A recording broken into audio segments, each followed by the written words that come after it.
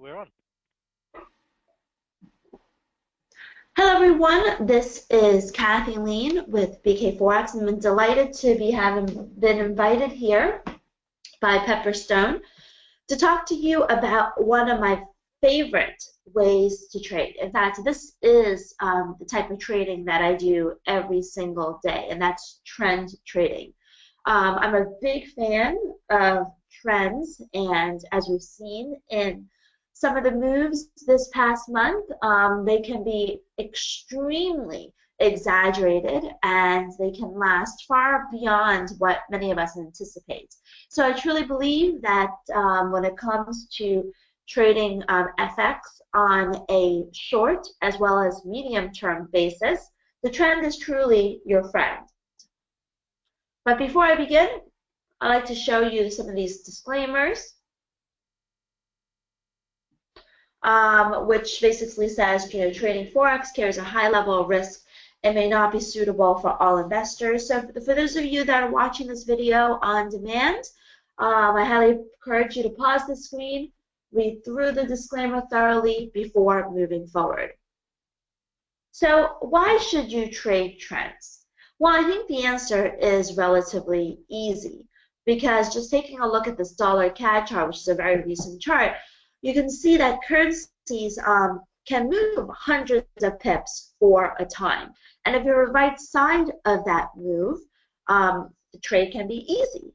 And you can ride it for days, weeks, sometimes months at a time, although that's rare. Usually it's days and weeks.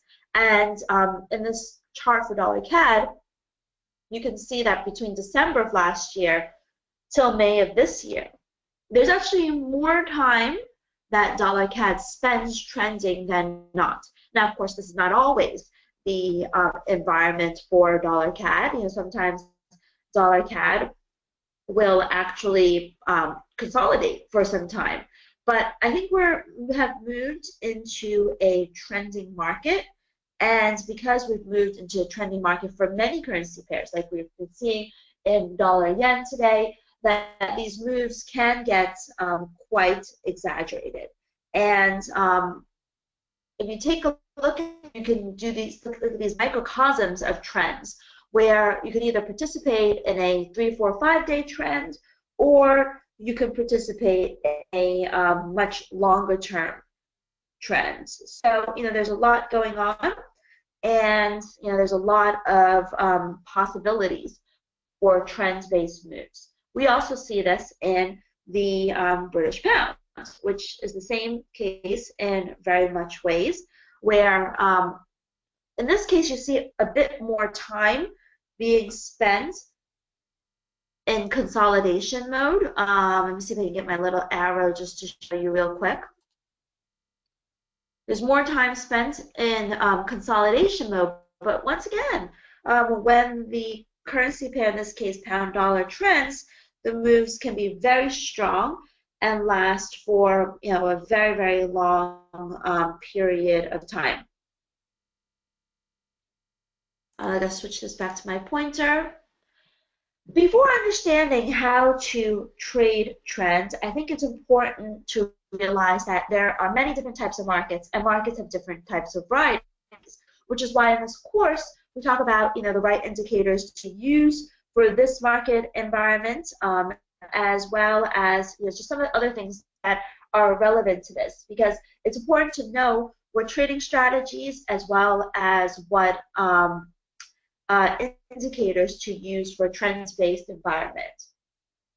So to trade effectively, you need to know what market you're in and what strategies to use in that market, in each market. And the first step to doing so is recognizing that there are 4 main market conditions. And these 4 market conditions are range, reversal, breakout momentum, and trend. Now, the ones that we are going to talk about today, I think in my last webinar I may have delved into some of the other market environments. If not, you can always request that I talk about that next time. But today we're going to be talking about breakout, momentum, and trends, because they can be similar, and we're actually going to focus on trends, but we're going to try to understand what the difference between breakout and momentum is first, and then we're going to look at trading strategies. I promise there will be lots of trading strategies, so bear with me. So trends is rare, but a very popular trading environment. You saw this in the pound dollar. Not so much the case in dollar CAD, which had just been trending, but you certainly see it in the pound dollar. Now, the price action typically trends only 30% of the time, but once it starts, it can continue way beyond reason. But it's important to be able to delineate the difference between breakout and trends, because they are very different, and they're treated differently as well. And of course, breakouts can lead to trends. Breakouts are generally triggered off an event risk or a price level that can lead to a new trending environment. And there are typically two types of breakouts. Breakouts can happen on news, such as Donald Trump getting elected, or the U.S. Abandoning NAFTA, for example, or some sort of geopolitical risk, or even the election in France. That's the type of news that can cause, obviously that went in a favorable way, but that's the type of news that can cause a breakout.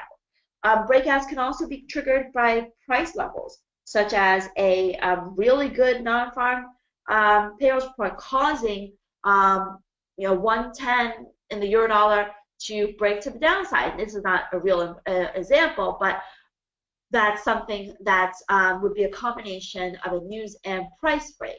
We saw a pure price break in the euro dollar this week when the euro dollar broke through 110, and also when dollar yen broke through 113. That certainly precipitated a much stronger move lower. Breakouts can lead to trends, and when the trends occur, they can be very strong and very generous.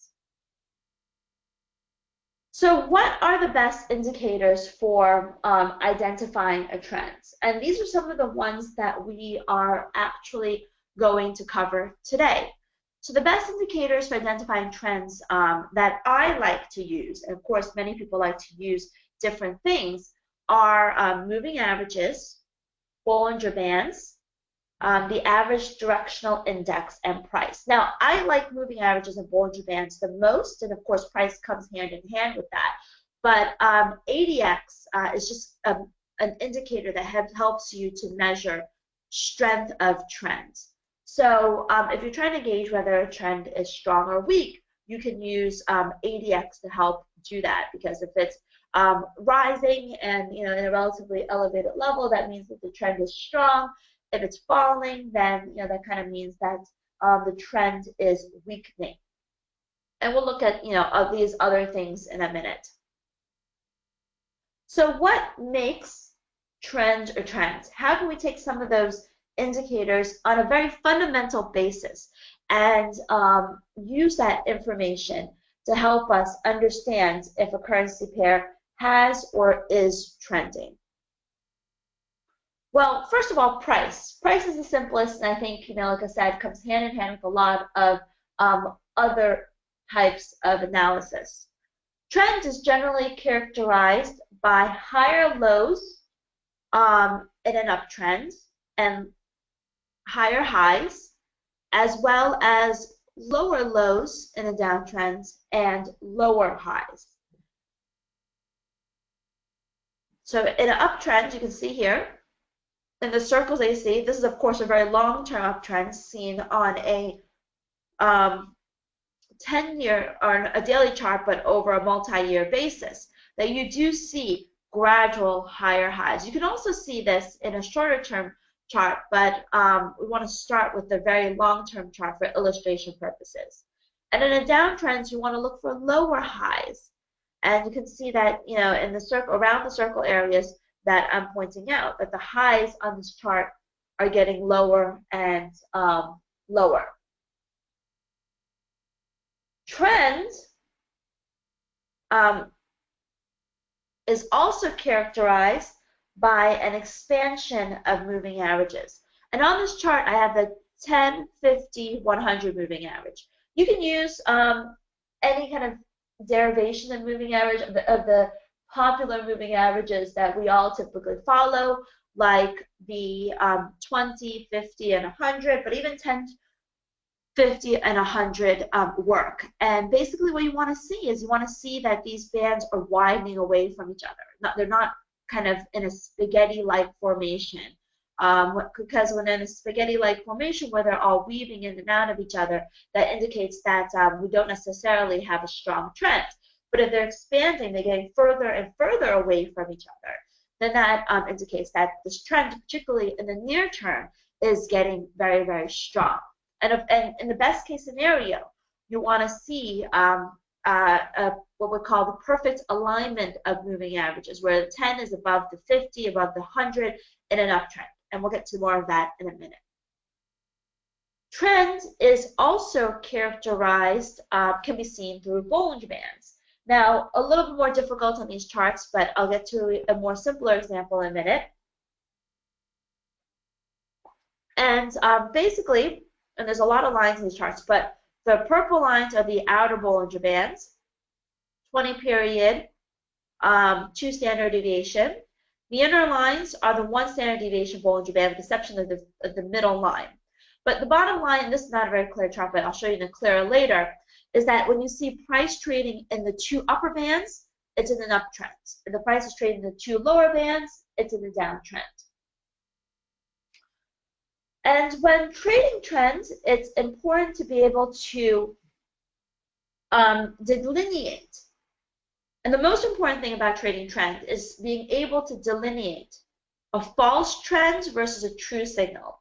And that's when the pure price action really helps us. That's when you can really rely on the pure price action for direction. So what do you want to see when it comes to pure price action? Well, what you want to see is you want to see what I call the power of 1%. You want to see, before a trend emerges, you want to see a 1% breakout.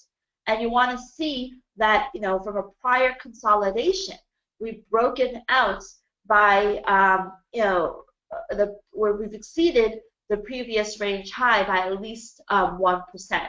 And when you see that, chances are you're going to be in an environment where we're moving into a real trend. So breakout really does precede a quote-unquote real trend environment. So breakouts, in order to identify them, first of all, work off of key level reference points, swing highs and swing lows. And you can see breakouts on daily, weekly, monthly charts. And you want to be able to see breakouts off of daily, weekly, and monthly lows. Of course, you know, daily lows are less significant than weekly lows, which are less significant than monthly lows. But you want to see breakouts off of as many of these things as possible. So,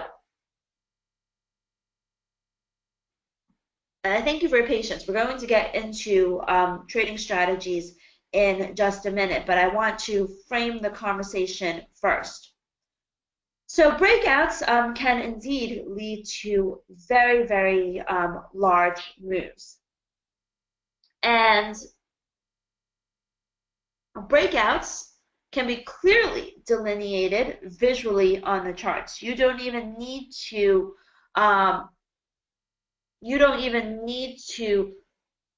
use an indicator.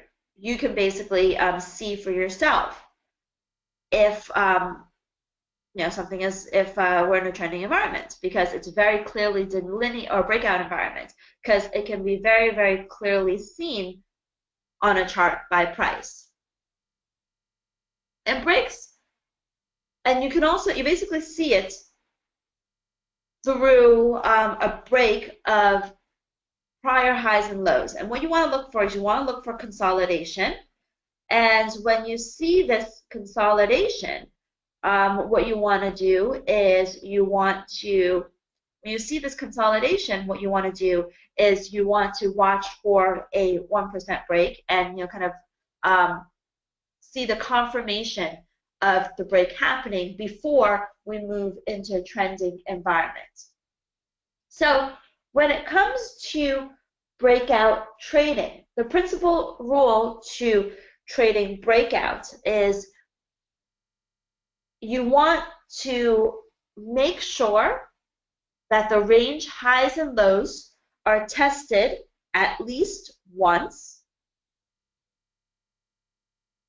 And so you see this consolidation, you want to see a clear range identified, and you want to see that high and low tested at least once in order to help you filter out these fake outs. And you want to basically look for a breakout that is at least half the value of the range.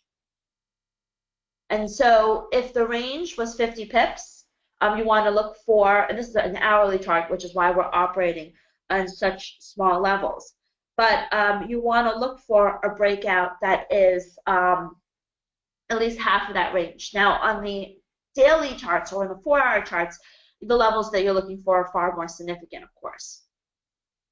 So that helps us identify if a real or a false break is happening.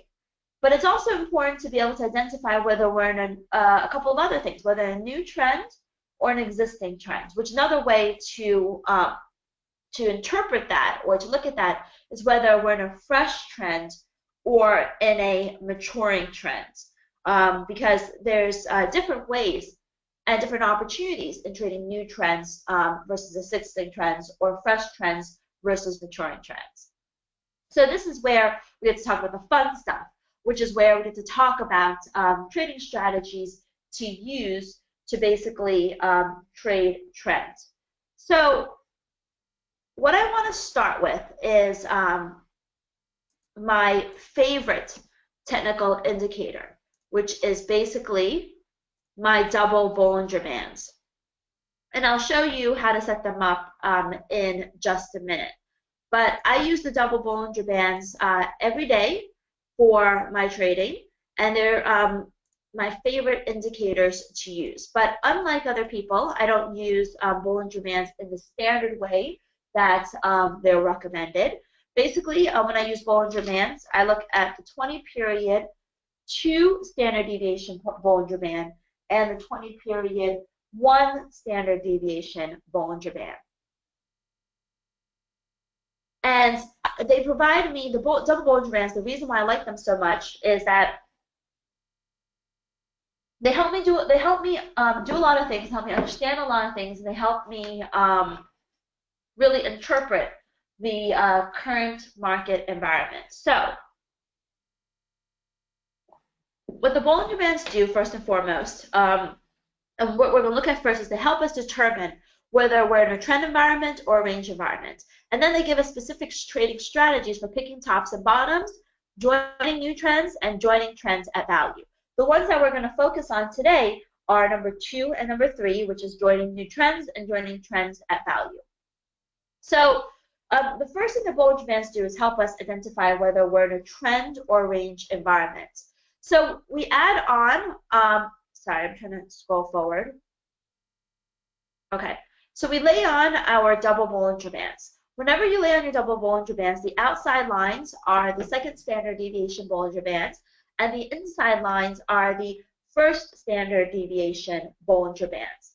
And as I mentioned in that, kind of sloppily shown chart, because it's a different charting package, you will see that when a trend is strong, the price likes to encapsulate itself a majority of time in the 1-2 band, the upside, or the 1-2 band in the downside. And you can see that in over here in the pound dollar, over here in the pound dollar, and over here in the pound dollar.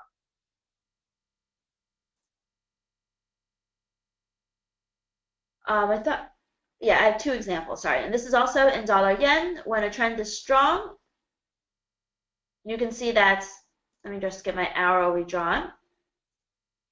But the price likes to encapsulate itself in a downtrend or encapsulate itself in the uptrend. So I actually like to go to some live charts to show you how to set up these double Bollinger Bands.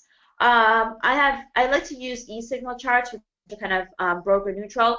You probably won't use them because they cost money, and all brokers like Pepperstone basically offer their charts for free.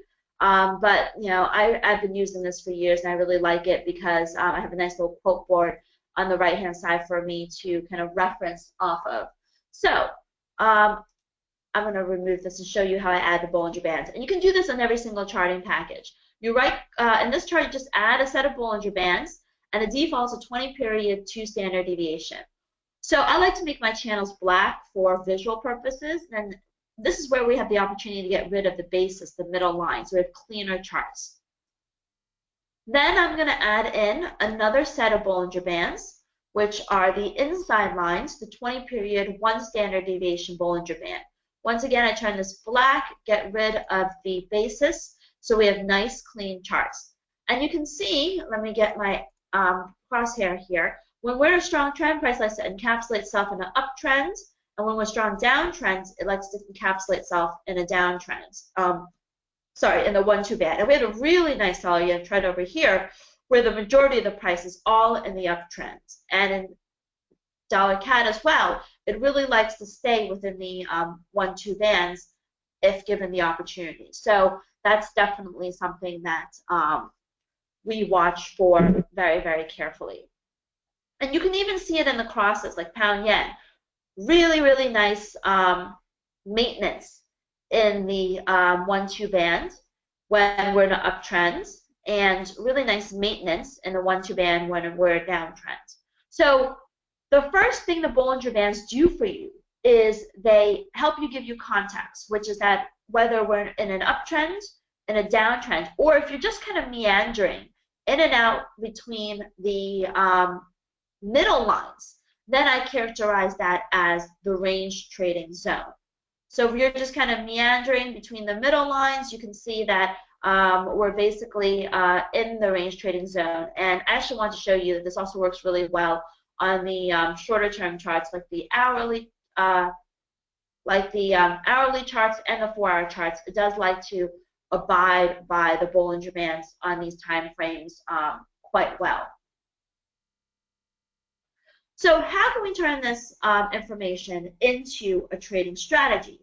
Well, the first thing that these Bollinger Bands do is they help us join a new trend or catch a new trend.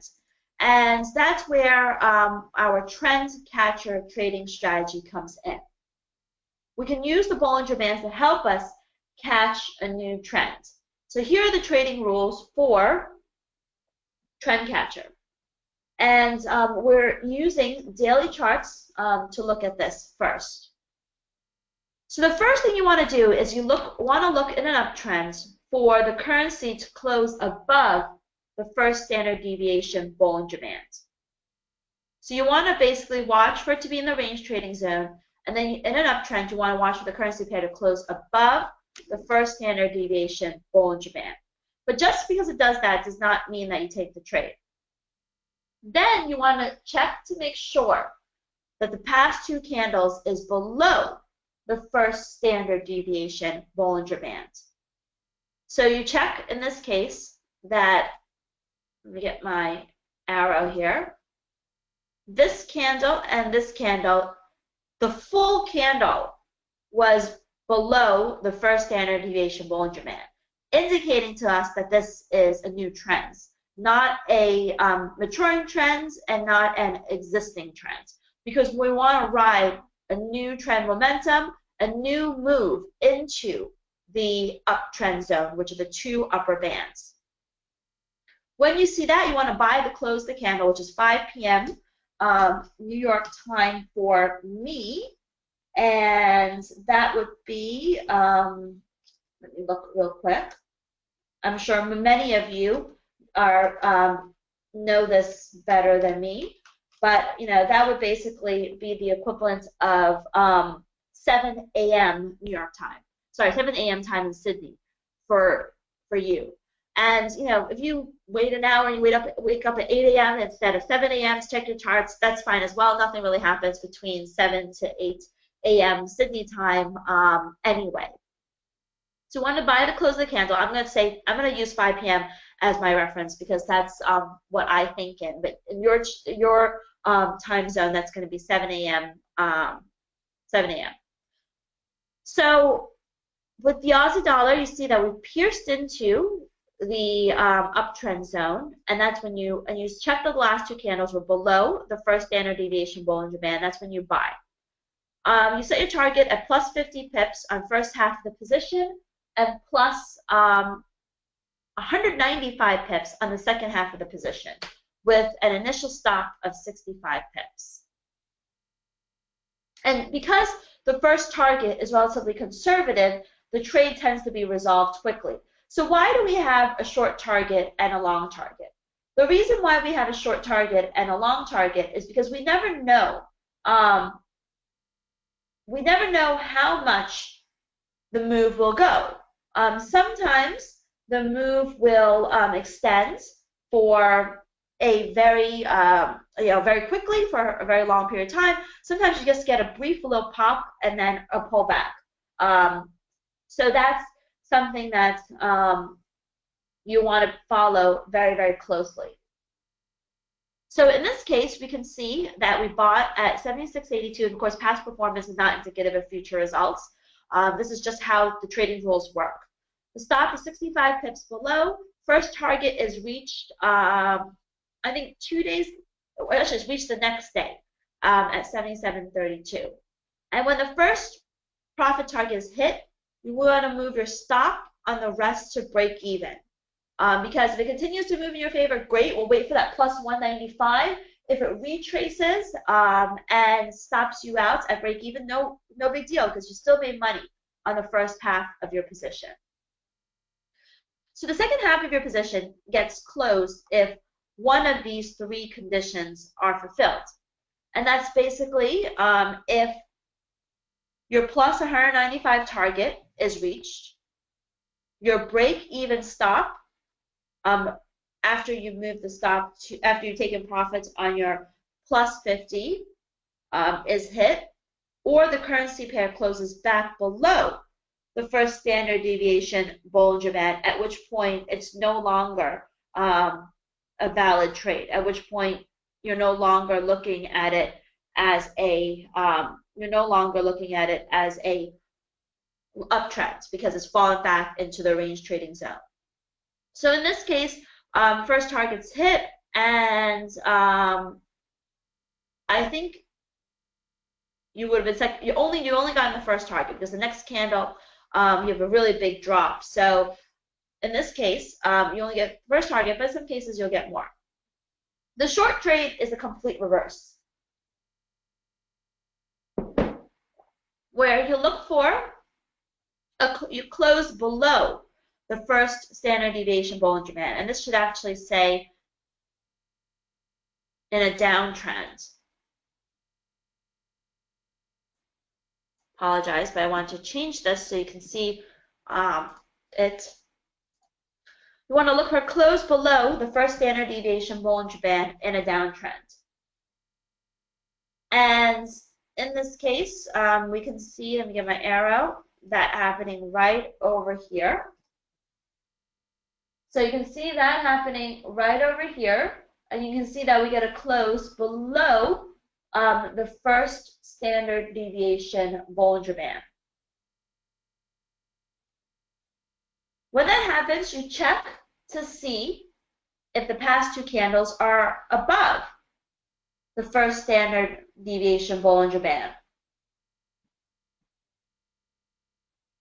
And you can see here, the currency pair closes below the first standard deviation Bollinger Band, and the two candles before it, the whole candles are encapsulated between the inner lines, which is between the first standard deviation Bollinger Bands.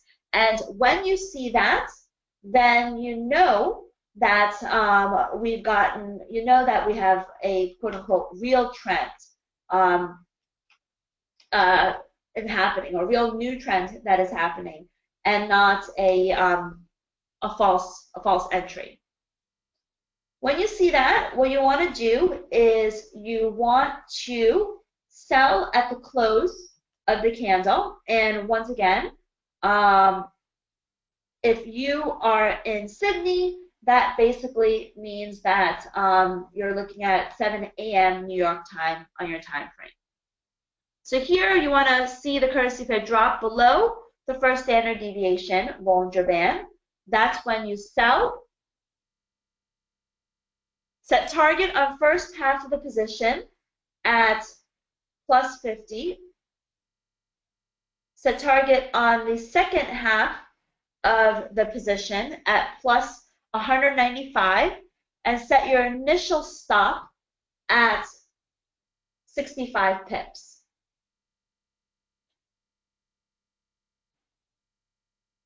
Okay, so now what we're looking at is we're basically looking at when your first target's hit, you bank 50 and you move your stop on the rest to break even. And once again, you exit a trade if one of these three conditions are fulfilled. Either your plus 195 targets achieved, your break-even stop is hit, or the currency pair closes below the first standard deviation Bollinger Band. So in the first example, only our first target is hit. In the second example, however, you can see that we waited a day. There wasn't much movement. Although maybe your first target was hit that day. I don't think it was. But this day after, the first and second targets were both hit. And this can happen because 195 pips on a daily chart is significant, but also achievable. So here's another example of the TrendCatcher trading strategy, where in this case, where my arrow's pointing is where you have sold, and your first target was hit, and you wouldn't have gotten much more than that. I want to take a look at this on a live chart quickly. So you can see here's an example of the TrendCatcher trading strategy happening earlier. Get my price chart earlier this week, and you can see that the currency pair pierces through the first standard deviation Bollinger Band. The two candles before it is below the first standard deviation Bollinger Band, and if you entered at the close 109.76, you would have had your first target hit for sure, and 109.76 would basically put us at a 111.76, so we would still be in the trade for waiting for our second target to be hit. But if it drops back below the first standard deviation Bollinger Band, which in this case is 110, you would close the trade. And as the Bollinger Band starts to move up on the daily charts, you may be able to bank a little bit of profit on the second half of the position. Here's another example right here where we drop below the first standard deviation Bollinger Band. In this case, only your first target's hit. In this example, let me see if you would have been stopped out. 106.71. This one you would have been stopped out, unfortunately. But this one you would have made money on. And so we made the money in 3 examples and got stopped out in 1, which is basically the case that you want to see. And we also see this happening in dollar yen. Also works kind of well in dollar CAD. And that's how the TrendCatcher trading strategy works. If you have any questions about it, you can always feel free to email me at Kathy@bkforex.com, and I'd be more than happy to answer your questions. So the other way to use the double Bollinger Bands is to use it to help you join an existing trend. So we talked about how when a trend is strong, price is generally encapsulated in the 1-2 bands. So it's encapsulated in the 1-2 bands on the upside, or encapsulated into the 1-2 bands on the downside. So what you can do is you can wait, rather than chase the move, you can wait for a retrace to the first standard deviation Bollinger Band to buy. So here we're in an uptrend in euro, so rather than chase the move, you can wait for a retrace to the first standard deviation Bollinger Band. That's when you would enter, and you basically put your stop below the 15 pips below the 20-period exponential moving average. So if it stays above the exponential moving average, you're good. If it drops below it in an uptrend, you're out. So here we buy at 108.76, stop at 108, target 1 times risk. Same story, move your stop to break even when it moves in your favor, and then trail your stop on the remainder of the position.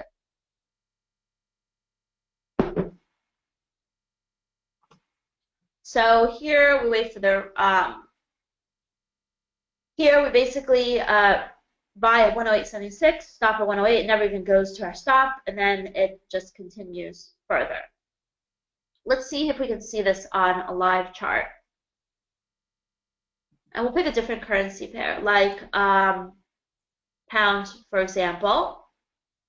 We'll add our moving average,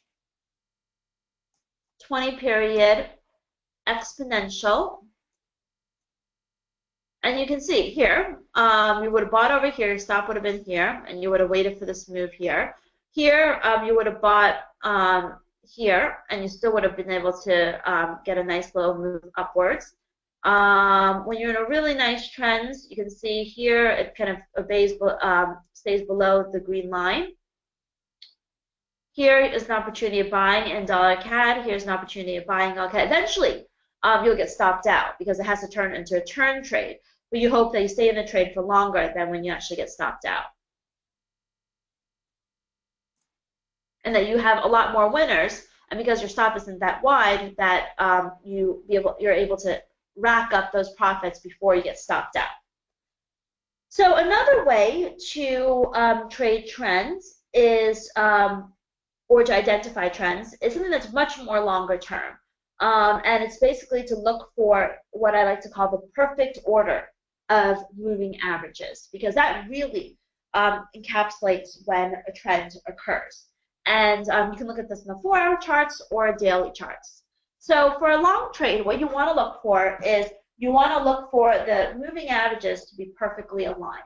So you want to look for the 10-period moving average to be above the 20, which is above the 50, which is above the 100, and on the 4-hour chart, you can add in the 200. On a daily chart, it's too long-term, and the 200 really doesn't provide any additional context. So I'm just take a sip of water.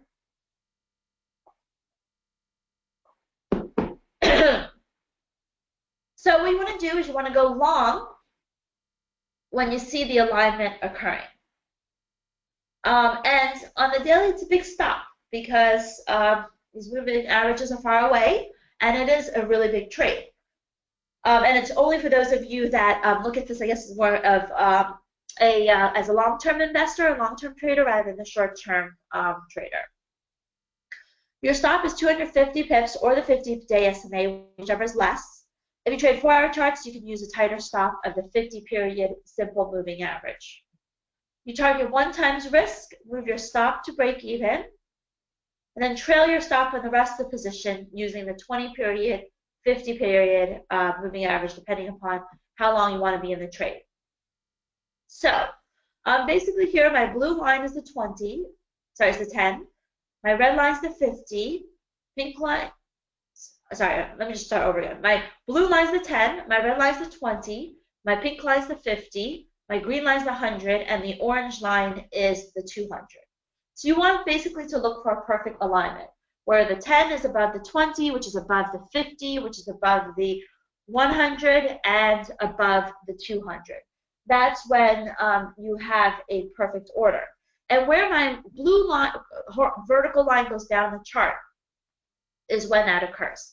And that's when you want to go long with, a stop either below the pink line or 250 pips, whichever is less. And you can see when the trend is very strong, it can last for a long period of time. Now, of course, the moving averages aren't always that clean. Sometimes they'll weave in and out of each other. So that's why we want to keep a close guard in some of these positions. But the two vertical lines is where we actually get, once again, two perfect alignments. So you could have gone long here and rode this for a little bit, 250 pips. But pretty much when it goes 100 pips or 150 pips in your favor, maybe you should lock in 75 of those profits and move your stop to plus 75, and trail it as you see fit.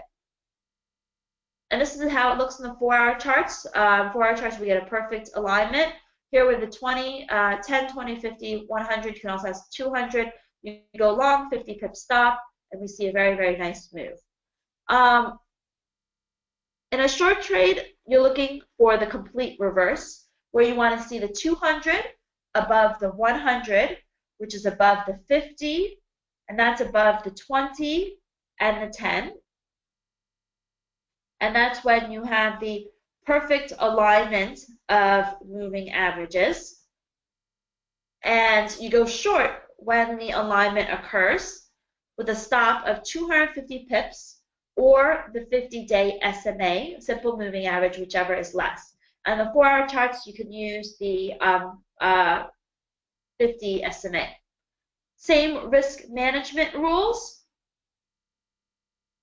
You basically want to target 1 times risk and move your stop to break even. Although if it goes plus 75, you should really start considering. Moving your stop to lock in some of those profits, and then trail your stop using the 2050 SMA. So here's an alignment on the 4-hour chart where the 10 is above the 20, that's above the 50, and above the 100. So you go short here and see a very nice continuation move. And also another example here where the vertical line shows when we have the perfect alignment, and then you see a very nice move here as well. Let's just lay this on as an example quickly on real charts. And I'm actually going to remove my Bollinger Bands. I'm going to lay on the moving averages. So we're laying on the 10. We're going to use the same color so I remember them. We're laying on the 20.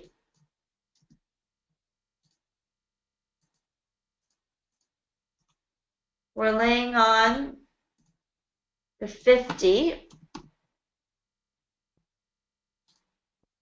which I believe is pink. We're laying on the 100.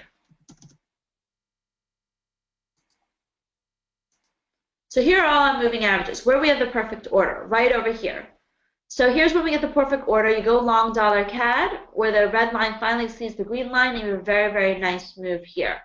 I like it to trade this more on the 4-hour charts because you get more trading opportunities.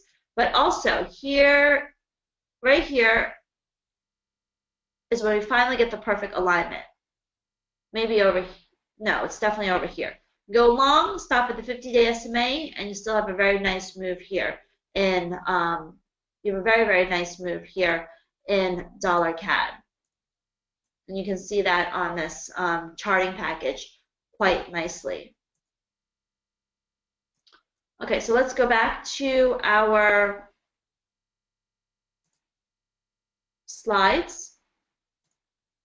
And the last ways to use the moving averages, the last way that moving averages can help you with trend trading is to identify entry and exits using just the 20 period and the 50 period simple moving average on 4-hour charts. And all you do is you lay the 20 period and the 50 period simple moving average on the 4-hour charts. And in a trend, whenever it retraces to the 20, which is the green line, you sell with a stop at the 50.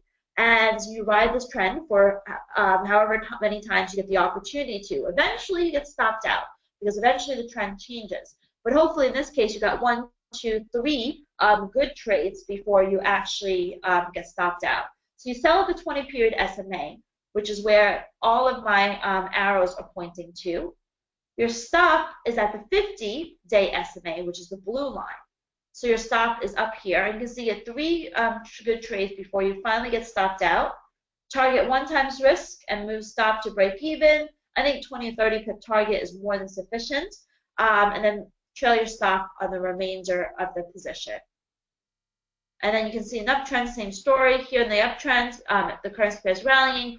1, 2, up 2, actually a few opportunities here. But this one, although you would have just held it, to quote unquote follow the move before eventually it pulls back. And even in this case, you don't necessarily get stopped out, or at least we're not sure in this example. And we can just pull it up since we already have some of those moving averages up. I'm just going to remove the ones that we're not looking at. And sorry, this is euro pounds. In euro dollar, here you can go long. Let's start from the left-hand side. So you can go long anywhere over here. Anywhere over here still doesn't stop you out. Anywhere over here, maybe you want to give a little bit below the moving average, and then eventually you get stopped out. So you get 1, 2, 3 good trades on this example here. Oh, so that's a 15-minute chart. So you can see it works on a 15-minute chart. 4-hour charts, we have no trade over here yet. Over here in the euro dollar, these are all trade examples. In a downtrend, here's an area you can go short. Here we don't have any true examples. Maybe dollar yen has some examples here. So in uptrend, you go long here, you can go long here, you can go long here, you can go long here, and then eventually you'll get stopped out. But 1, 2, 3, 4 opportunities for positive trades before you finally get stopped out. So 5 tips for trading trends. You want to look for a 1% move for a real, to make this a real trend, a real breakout that turns into a trend. You want to look for expansion of moving averages, and you want to look for an exit out of the range trading zone into the uptrend zone or the downtrend zone before taking a trend trade. Ideally, you want to look for fundamental confirmation. And you also want to look for moving average confirmation. So that's basically my recommendations for trading trends. If you have any questions, you can always email me at contact@bkforex.com or Kathy@bkforex.com. And now we're at your disposal for questions. And I hope you enjoyed this presentation. Yeah, thanks, Kathy. We've got a few questions here. To start off around the double Bollinger Bands. So can you just confirm what settings are best used for that in terms of the periods and the deviation? Let's go back. Let me see if I can find the slide number here. So your defaults on charts are always 20 period, 2 standard deviation. And what we've added on in this case is the 20 period, 1 standard deviation.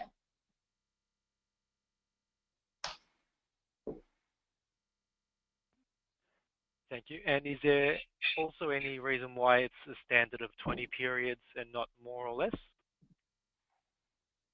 These are just the defaults because these are what people are watching. The 20 period is what people are watching. So we want to use, those become important reference points because they're followed by most people because the defaults in charts are generally 20 period, 2 standard deviations. Fantastic. And in terms of the strength of trends overall, is it better to stick to trends on higher time frames like the 4-hour, the daily, or is it better to sort of mix with 1 hour, 4-hour daily and mix it up between the lower time frames as well? I like to use this in the 4-hour and the daily charts. You could try to use this on the 1-hour chart, but I prefer 4-hour and daily charts. Thank you. And in terms of the RSI indicator, I'm not sure how much detail you can go into this one, but do you know how important it is to trading in intraday trades? For intraday trade, I feel like the RSI is very important, but and it can also be used for trend trading. And if you'd like, I can talk about the RSI during our next webinar and talk about some ways to trade that. But I can, that's a whole nother conversation we can have all about RSI. Fantastic. I think there's some interest in that from the questions. Aside from that, would you be able to quickly cover your perfect order on the long trade again? We've had some questions on that. No problem. And I think this is recorded, so all of you are welcome to watch it again. So you truly get this. So basically, you want to look for the moving averages to be perfectly aligned. So you want to look for the, in an uptrend, the 10 to be above the 20, to be above the 50, 100, and 200. And when that happens, you want to go long, and then you want to use your stop as a 50 or the 250 pip stop. And what you want to do is you want to target 1 times risk, which is in this case 250 pips on a daily chart, or much tighter target on the 4-hour chart. And that's basically the way you want to trade. And then you trail your stop using the 20 or 50 moving average. Hopefully that makes sense. We went through a lot of examples, so I encourage you to look back at the examples to make sure that you understand it.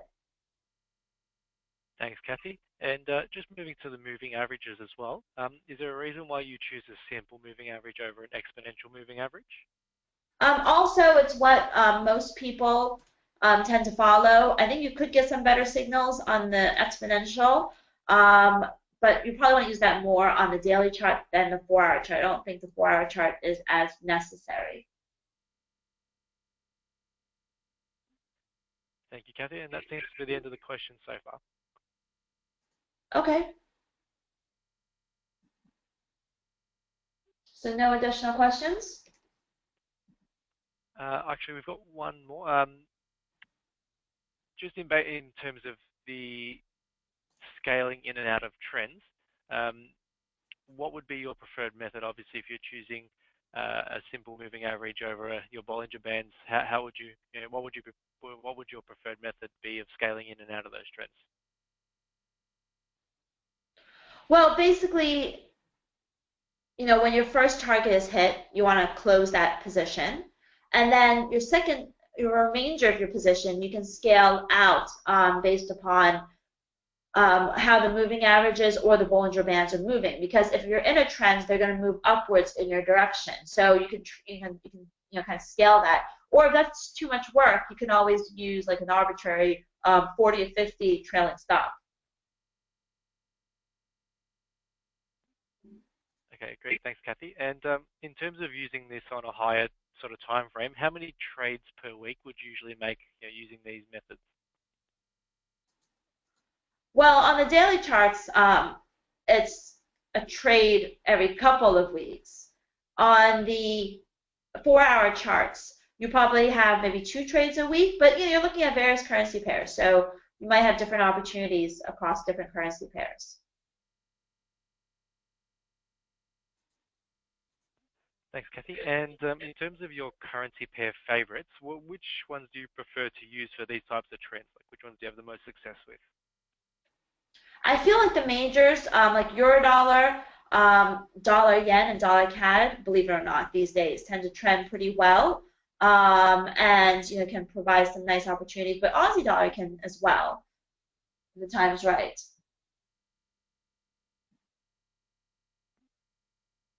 Thanks, Kathy. And I believe that was it. There's a few other questions about win-loss ratios and position sizings, but I think that can be all covered in Boris's webinar previously as well. Right. So yeah, I think that would be the end of those questions. Okay, very good. So thank you so much for having me today. I was delighted to join all of you, and I'll speak to you in a couple of weeks then. Thank you, Kathy. All right, thank you.